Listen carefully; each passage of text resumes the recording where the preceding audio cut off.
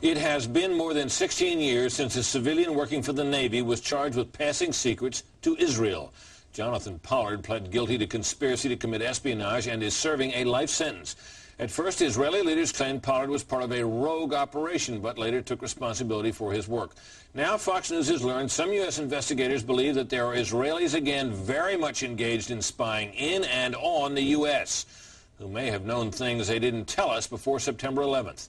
Fox News correspondent Carl Cameron has details in the first of a four-part series. Since September 11th, more than 60 Israelis have been arrested or detained, either under the new Patriot anti-terrorism law or for immigration violations. A handful of active Israeli military were among those detained, according to investigators, who say some of the detainees also failed polygraph questions when asked about alleged surveillance activities against and in the United States. There is no indication that the Israelis were involved in the 9/11 attacks, but investigators suspect that the Israelis may have gathered intelligence about the attacks in advance and not shared it.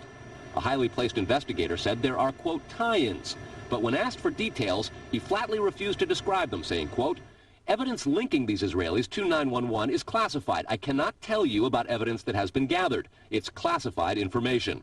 Fox News has learned that one group of Israelis, spotted in North Carolina recently, is suspected of keeping an apartment in California to spy on a group of Arabs who the United States is also investigating for links to terrorism.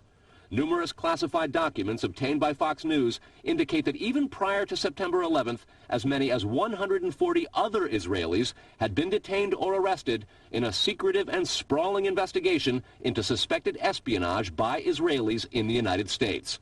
Investigators from numerous government agencies are part of a working group that's been compiling evidence since the mid-90s. These documents detail hundreds of incidents in cities and towns across the country that investigators say, quote, may well be an organized intelligence gathering activity. The first part of the investigation focuses on Israelis who say they are art students from the University of Jerusalem and Bezalel Academy. They repeatedly made contact with U.S. government personnel, the report says, by saying they wanted to sell cheap art or handiwork. Documents say they, quote, targeted and penetrated military bases, the DEA, FBI, and dozens of other government facilities, and even secret offices and unlisted private homes of law enforcement and intelligence personnel. The majority of those questioned, quote, stated they served in military intelligence, electronic surveillance intercept, and/or explosive ordnance units. Another part of the investigation has resulted in the detention and arrests of dozens of Israelis at American Mall kiosks, where they've been selling toys called Puzzle Car and Zoomcopter. Investigators suspect a front. Shortly after the New York Times and Washington Post reported the Israeli detentions last month, the carts began vanishing. Zoomcopter's webpage says, we are aware of the situation caused by thousands of mall carts being closed at the last minute. This in no way reflects the quality of the toy or its saleability. The problem lies in the operator's business policies. Why would Israelis spy in and on the U.S.? A General Accounting Office investigation referred to Israel as Country A and said, quote, according to a U.S. intelligence agency, the government of Country A conducts the most aggressive espionage operation against the U.S. of any U.S. ally. A defense intelligence report said Israel has a voracious appetite for information and, quote, the Israelis are motivated by strong survival instincts which dictate every facet of their political and economic policies. It aggressively collects military and industrial technology, and the U.S. is a high priority target.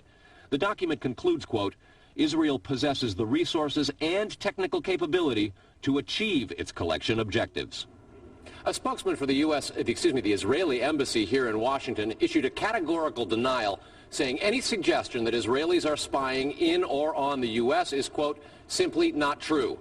There are other things to consider, and in the days ahead, we will take a look at the U.S. phone system and law enforcement's methods for wiretaps, and an investigation into the possibility that both have been compromised by our friends and allies overseas. Brett?